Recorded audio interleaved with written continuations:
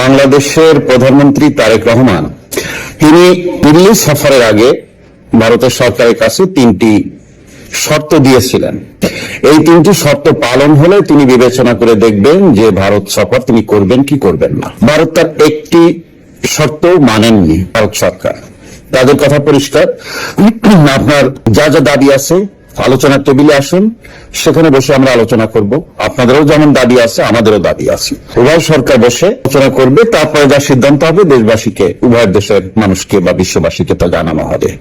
এটাই কূটনৈতিক শিষ্টাচার। কোন অগ্রিম শর্ত কখনো কোন রাষ্ট্রপ্রধান দেন না, কারণ উভয় দেশেরই বেশ কিছু চাওয়া পাওয়া থাকে। এই মিটিং এ ভারতও আমাদের কাছে কিছু চাইবে, আমরাও ভারতের কাছে কিছু চাইব। এখন দেখতে হবে বাস্তবতার আলোকে, আলোচনার ভিত্তিতে আমরা কয়টা চাইলাম কয়টা পেলাম, ভারত কয়টা চাইলো কয়টা পেল। এটা হলো কূটনৈতিক নিয়ম। কিন্তু তারেক রহমান যেহেতু জীবনে প্রথম প্রধানমন্ত্রী হয়েছেন এবং তার সরকারের মধ্যে এমন কিছু মানুষ আছে যারা সরকারের নিয়ম কানুন হয়তো বোঝেন না, এখন তো তাই বলতে হচ্ছে। অনেক সচিব আছেন অনেক কিছু বোঝেন, হয়তো তারেক রহমান তাদেরকে পাত্তা দিচ্ছেন না ইত্যাদি, বা এটা একটা সেট আপ গেমও হতে পারে। যারা সরকারের মধ্যে আসেন সত্যি, কিন্তু সরকারকে একটা ঝামেলা ফেলতে চান, হতে পারে। অথবা হতে পারে তারেক রহমান একটু সস্তা হাতে তালি পাওয়ার জন্য, এই জামাত এনসিপি এদের কাছ থেকে একটা বাহবা পাওয়ার জন্য উনি এরকম কথাগুলো বললেন। কিন্তু এই কথাগুলো বলে তিনি নিজেকে ছোট করে ফেললেন। তিনি 3টে দাবি রেখেছেন। এক হলো জননেত্রী শেখ হাসিনাকে বন্ধু বিনিময় চুক্তি হিসেবে অনুযায়ী গ্রেফতার করে অপরাধী হিসেবে আসামি যেমন হস্তান্তর করে এক রাষ্ট্র আর এক রাষ্ট্রের কাছে, সেইভাবে শেখ হাসিনাকে বাংলাদেশ সরকারের কাছে হস্তান্তর করতে হবে।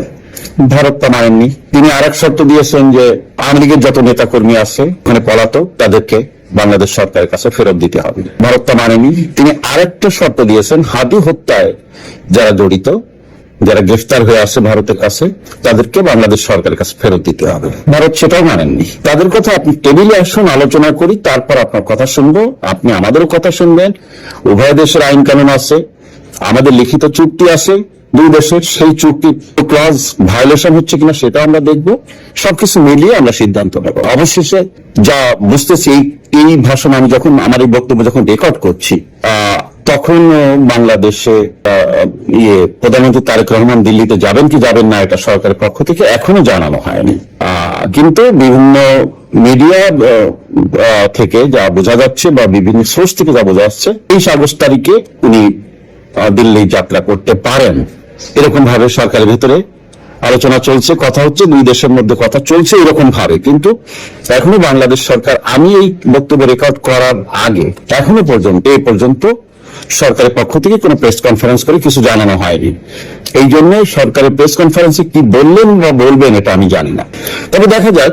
কিন্তু আমি আপনাদেরকে গত 8-10 দিন ধরে প্রায় প্রতিদিনই বলে আসছি যে তারেক রহমান যতই শর্ত দিক, শর্ত একটাও ভারত মানবে না, অগ্রিম শর্ত। এবং এন্ড অব দ্য ডেতে তারেক রহমান ভারত সফর করবেন, তো তিনি বাধ্য। তা না হলে বাংলাদেশের ভাগ্যে এমন সব দুঃসময় নেমে আসবে যা এই সরকারের পক্ষে সামাল দেওয়া সম্ভব না। এমনকি এই কথা বলতে হয় না, কিন্তু বাংলাদেশের সরকার পরিবর্তন যদি ভারত করতে চায়, ভারতের হাত কিন্তু অনেক লম্বা, আমরা মানি আর না মানি। তো ভারত যদি তেমন রাষ্ট্রিক সিদ্ধান্ত নিতে চায়, ভারত সেটাও ঘটিয়ে ফেলতে পারে, সেই সক্ষমতা ভারতের আছে। কিভাবে তা এখানে আলোচনা করবো না, এগুলো আপনারা যদি গোয়েন্দা বিভাগে বা পুলিশের ভিতরে বা আর্মির ভিতরে আপনাদের নিজস্ব লোক থাকে আপনারা জেনে নিয়েন। এদিকে বাংলাদেশের বেশ কয়েকটা মিডিয়া তারা বলছেন যে সরকারের বিরুদ্ধে নিউজ করা যাবে না। এই যে ডিবিসি 24/7 কি একটা টেলিভিশন আছে, একটা চিঠি তাদের যে প্রধান কোম্পানির, উনি একটা চিঠি ইস্যু করেছেন তাদের সহকর্মীদের উদ্দেশ্যে যে নিউজে অথবা ব্যক্তিগত ফেসবুকে কখনোই সরকারের বিরুদ্ধে, এই সরকারের বিরুদ্ধে কোনো কিছু যেন লেখা না হয়, বলা না হয়, তাহলে তাকে প্রতিষ্ঠানের আইন অনুযায়ী শাস্তিমূলক ব্যবস্থা করা হবে।